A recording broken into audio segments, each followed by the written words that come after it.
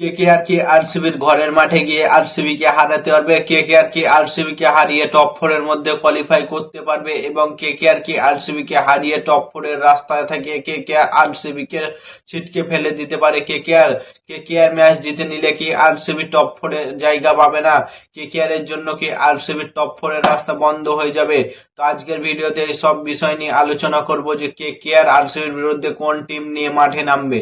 তো প্রথম কথা হলো, আমার মনে হয় যে কেকেআর এর সব থেকে বেস্ট হবে যে কেকেআর এর সেম টিম নিয়ে মাঠে নামা, কারণ তারা পরস্পর 4টা ম্যাচ জিতে চলে এসেছে। তাদের উইনিং কম্বিনেশনটা তাদের ধরে রাখা উচিত।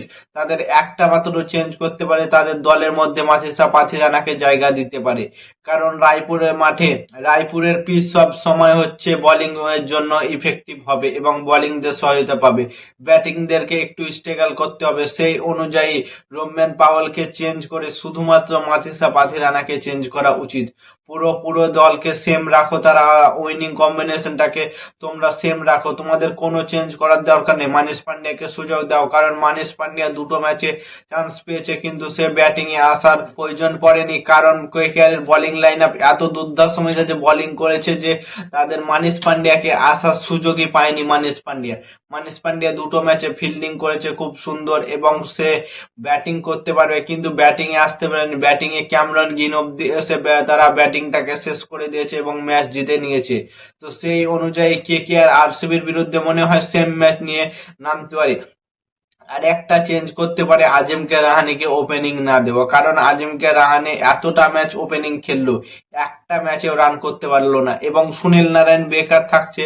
সুনীল নারায়ণ ফিনিশিং টাচটাও দিতে পারবে না। সুনীল নারায়ণ 8 নম্বরে ব্যাটিং এসেও কিছু করতে পারবে না। তাহলে সুনীল নারায়ণকে না রেখে তোমরা সুনীল নারায়ণকেও ফিনি অ্যালেনের সাথে ওপেনিং এ দিয়ে দাও। চলে গেল তো চান তাক, না চলে গেল তো সাম তাক, এইটা করতে পারো তোমরা। ফিনি অ্যালেনের সাথে সুনীল নারায়ণকে ওপেনিং দাও, কারণ দুই দিক থেকে স্টার্টটা দুর্ধর্ষ মেজাজে হবে।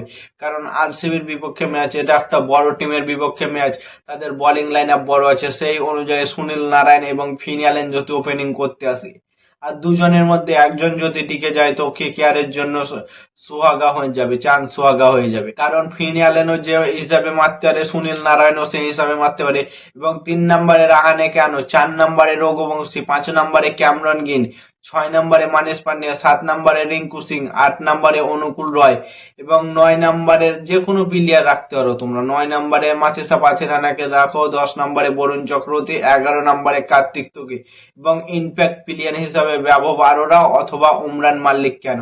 এই টিম নিয়ে কলকাতা ম্যানেজমেন্টকে মাঠে নামতে হবে, কারণ তাদের প্রত্যেকটা ব্যাটিং ফর্মে আছে এবং বোলিং, কারণ ফিনি অ্যালেন আগের ম্যাচে কি করতে পারে দেখিয়ে দিয়েছে।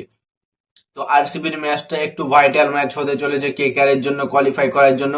আরসিবির ম্যাচটি জিততে হলে পরের ম্যাচগুলো খুব ইজিলি জিতে যাবে, কারণ তাদের পরের ম্যাচগুলো আছে হোম গ্রাউন্ডে। তো কলকাতা ম্যানেজমেন্ট পায় সেম টিম নিয়ে মাঠে নামতে পারে। আর তোমাদের মতামত কমেন্ট করে জানাও। আর নতুন কোনো আইপিএল ভিডিও দেখতে হলে চ্যানেলটাকে সাবস্ক্রাইব এবং ফলো করে দাও। ততক্ষণের জন্য টাটা, বাই বাই, জয় হিন্দ।